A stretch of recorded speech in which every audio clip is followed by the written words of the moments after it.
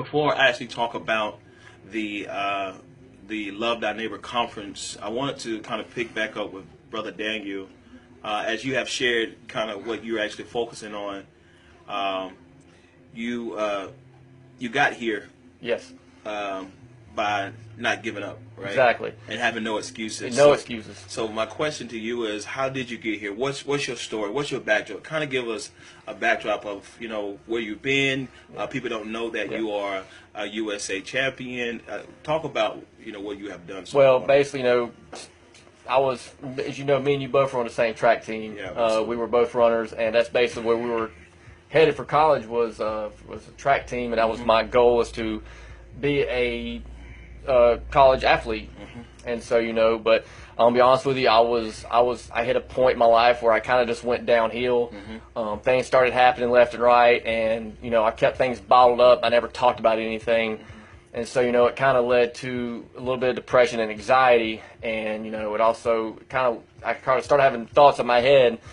And one day I finally just snapped. Because I was making all these excuses. I was blaming other people about my mistakes. I was trying to I wasn't responsible. I can be honest about that. Yeah. And and so I started seeing an associate pastor of mine at our church, and me and him met once a week, and we prayed. We would read scripture.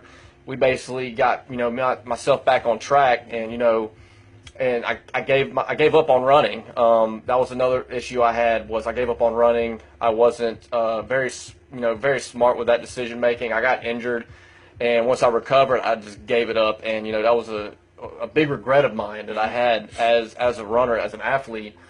And it's funny how I got into powerlifting. I was a personal trainer and another trainer there. Me and him would always compete with each other, who can lift the most weight. And then a friend of mine had mentioned, why don't you actually compete, like see what you can do with it? And I was like, not a bad idea.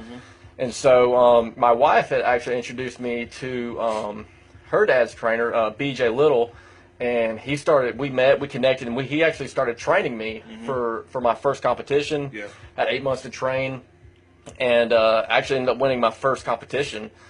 And it just kind of went from there, I just kept on and on. And to me, powerlifting was a way for me to rebound from when I gave up on track.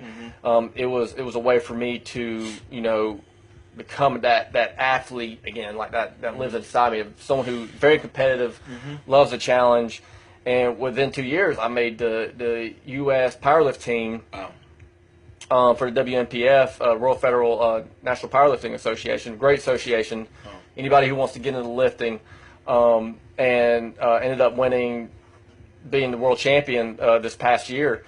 And and within that journey, it was very hard. It's like I say, anything else, a lot of things it takes a lot of emotion. It's about 90% emotion, 10% strength. Yeah. And being able to, because there was days I didn't feel like lifting. There was days where I just kind of felt down, hard on myself. And so, it's just, like I said, you don't feel 100%, but you will give 100% of how you feel that day. Yeah. Just depends on how bad you want it, That's good. There are some people who don't feel great that day, and it's like, I'll just do it tomorrow. Yeah.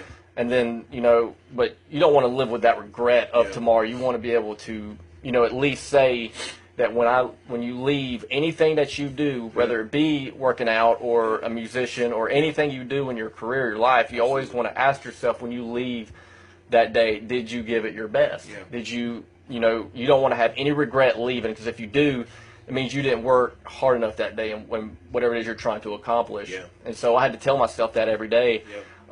I was very lucky to have support of my family, my parents, my wife. There's so many days that she worried about me constantly, with injuries and all that stuff, because I've had a few along the way. But this was basically my way of picking myself back up, through the lifting, because again, I gave up running. I made all these excuses in the world not to do it again. Yeah. I was afraid of failure. Yeah. And so, now that I've been through that, I can now relate it to others to keep them from avoiding that similar situation of being able to defeat failure instead of, letting failure overcome them. And so that's basically what my book is going to be talking about. And, that's as well as what my new motivational speech is talking about, is overcoming the fear, overcoming any failure that may try to stop you from reaching that ultimate goal. Yeah, that's good. Well, listen, those who are tuning in and listening to us, Brother Daniel Stevens, I want you guys to do something real quickly for me. All right, we're going to be talking about the Love Thy Neighbor Conference. I'm going to be talking about a couple of things that I think is very important for us to dive in and to learn about. Can you guys just do something real quickly for me? Can you invite your followers? I don't know how you invite your followers. Turn left, turn to the right, turn down. Brother Daniel, complete.